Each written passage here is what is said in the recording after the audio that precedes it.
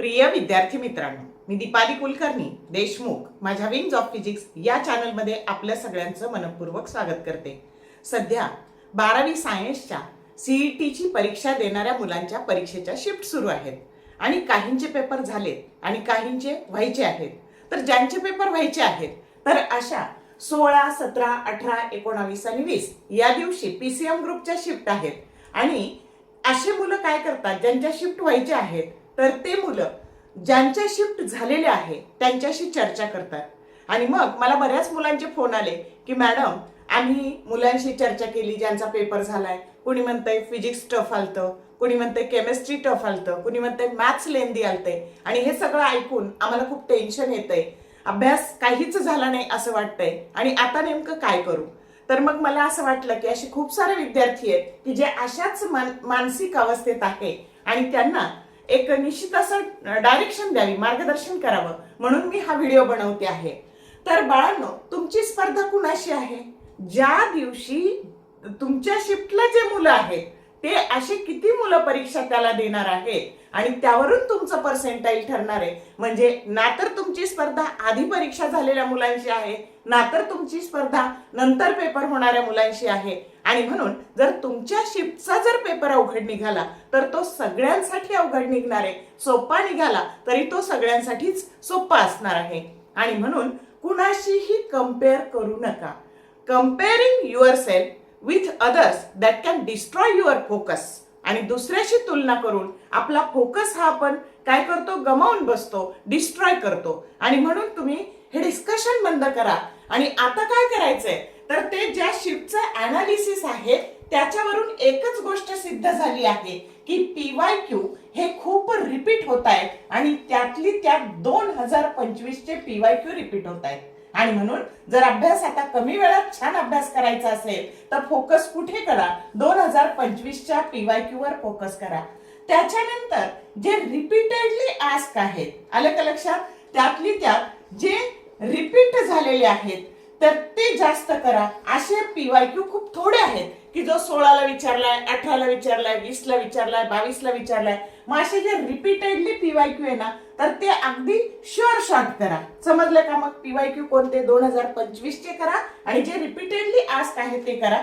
खरं तर 5 वर्षाचे केले पाहिजे पण आता तुमच्याकडे काही वेळ नाहीये आणि म्हणून तुम्ही सध्या तरी बघा 22 आणि 21 म्हणजे सेकंड शिफ्टला अभ्यास करताना ह्या पीवायक्यू वर फोकस करा। समजतंय? मग आता फोकस कशावर करायचा, त्याच्यानंतर थोडेच टॉपिक करा पण चांगले करा। तुम्ही काय करता, सगळंच करायच्या नादात येणं, एक ना धड भाराभर चिंध्या, काहीच चांगलं होत नाही आणि तसं करू नका। तर हाय वेटेज ज्यांचं आहे असेच टॉपिक करा, हाय वेटेज टॉपिक करा। आता फॉर एक्झाम्पल तुम्हाला माहितीये इलेक्ट्रोस्टॅटिक्स, तर त्याच्यावर 12वीचं इलेक्ट्रोस्टॅटिक्स एक 5-6 चॅप्टर बघा। आता फिजिक्सचं बोलायचं झालं तर इलेक्ट्रोस्टॅटिक्स आहे, त्याच्यानंतर पहिले रोटेशनल डायनॅमिक्स आहे, मेकॅनिकल प्रॉपर्टीज ऑफ फ्लुइड आहे, त्याच्यानंतर मेकॅनिकल प्रॉपर्टीज आहे, त्याच्यानंतर केटीजी आहे।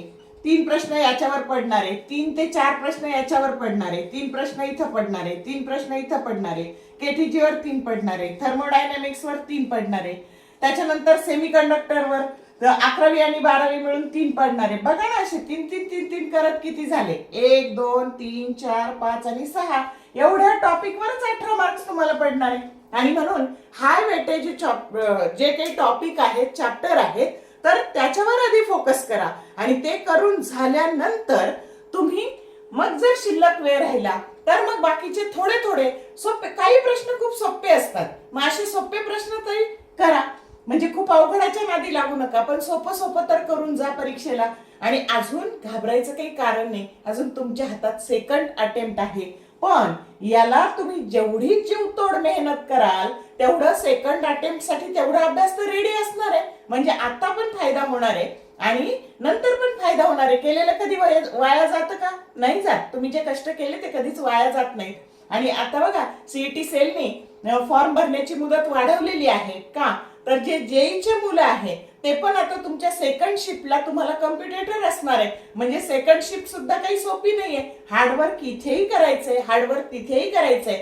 मग आतापासून जर केलं तर नाही आत्ता फायदा झाला तर सेकंड शिफ्टला निश्चित फायदा होणार आहे. आणि म्हणून तुम्ही काय करा तर PYQ करा, त्याच्यानंतर रिपीटेडली आस्क PYQ करा, हाय वेटेज जे काही टॉपिक आहे त्याच्यावर भर द्या. नॉट ओनली फिजिक्स, मी फिजिक्सचे म्हणून फिजिक्स सांगते असं काही नाही, तर तुम्ही केमिस्ट्रीचे पण तसे हाय वेटेज चॅप्टर करा, त्याच्यानंतर मॅथ्सचे पण हाय वेटेज चॅप्टर करा, त्याच्यानंतर टिप्स आणि ट्रिक्स. खूप सारे प्रश्न ना बाळांनो हे टिप्स आणि ट्रिक्सनीच सोडवायचे असतात, तर त्या चांगल्या करा.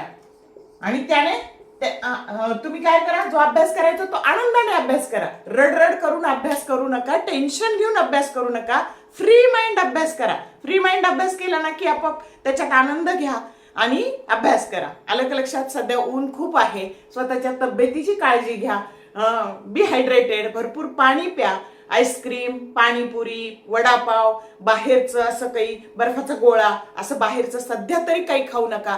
कारण हेल्थ इज वेल्थ. तुम्ही किती तयारी केली, परीक्षेच्या वेळेस जर आजारी पडला तर काही उपयोग होणार नाही. आणि म्हणून एवढ्या गोष्टी पाळा. व्हिडिओ छोटाच आहे पण कामाचा आहे, तर एवढ्या गोष्टी पाळा आणि अभ्यासाला लागा. अजिबात टेन्शन घेऊ नका, दुसऱ्यांशी कंपॅरिझन करू नका. आपली शिफ्ट जेव्हा असेल तेव्हा शांततेत पेपर देऊन या. पेपर कसा गेला ते मला जरूर कळवा. तुम्ही कोणत्या कॉलेजचे आहात, कुठून कमेंट टाकतात हे पण कमेंटमध्ये टाकायला विसरू नका. All the best for your study and thank you for watching this whole video.